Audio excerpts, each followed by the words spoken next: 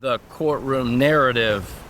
It's May 12th, 2026. Welcome to yes2hellwith.com. Today we discuss one of the most important realities in modern prosecution. The courtroom is where presumptions become official history. Let's understand something.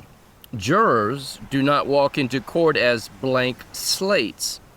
They already carry institutional assumptions. They assume the FBI investigates properly, that prosecutors verify evidence, that bank records are authentic. The government would not bring the case unless the underlying structure was real, and the courtroom itself would somehow prevent unsupported allegations from ever reaching trial. But in the Carter case, those assumptions become part of the structural problem. Because according to later filings, the alleged $4 million loan obligation became the centerpiece, and that's a direct quote, of the prosecution's narrative. And once that obligation was treated as established, large portions of the rest of the case flowed automatically from there.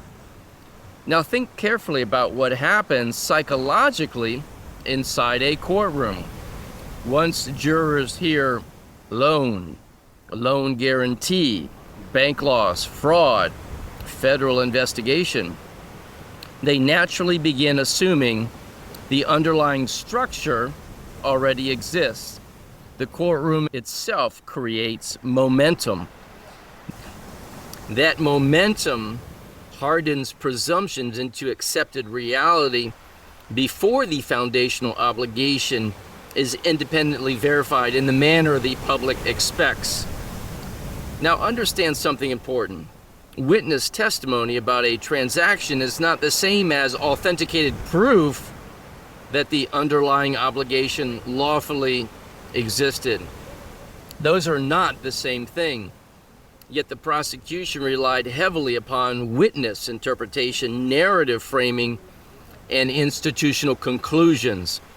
And this is where the earlier prosecution series that we had becomes extremely relevant, because we previously discussed the difference between narrative and proof. Narrative creates emotional coherence. Proof independently establishes structure. In the Carter case, that distinction collapsed inside the courtroom. Now let us slow this down even further. If the jury assumes the obligation already existed, then the case quietly shifts away from, was the obligation real, and toward, did the defendant conceal it? That shift changes the entire burden and structure psychologically. Because now the defendant is no longer defending against an unproven premise. The defendant is defending against a premise already emotionally accepted inside the courtroom. That is critical, and that is tragic. And that is exactly why the courtroom stage became so important years later in the Carter case, because once the narrative entered the judicial record, future prosecutors and institutions merely defended that very record rather than independently re-examining the original structure beneath it. What does this mean?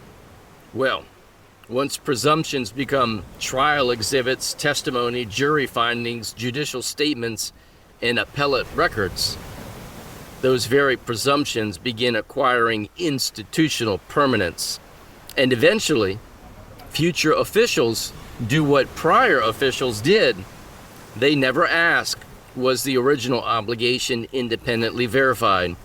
Rather, they ask, how do we preserve the conviction? That is the danger this episode is designed to expose. Why? Because later contradictions emerged concerning the alleged obligation itself in the Carter case. The OCC reflected only a $250,000 obligation. PNC later stated it never asserted the existence of the $4 million loan. And authenticated records remain unresolved. But by then, the narrative had already become the record. And once something becomes the record, challenging it becomes nearly impossible. Let me be very clear. This is not merely about one prosecution. This is a structural warning, because once courtroom narratives harden into official reality, later institutions often become psychologically and institutionally invested in preserving that continuity rather than independently revisiting the foundation. And that is precisely what occurred in the Carter case. Next episode, Gregory Lockhart and Richard Chema. Because prosecutors are not merely advocates, they are supposed to be ministers of justice. And that means their duty is not merely to win, their duty is to verify. And as always, may truth reign supreme.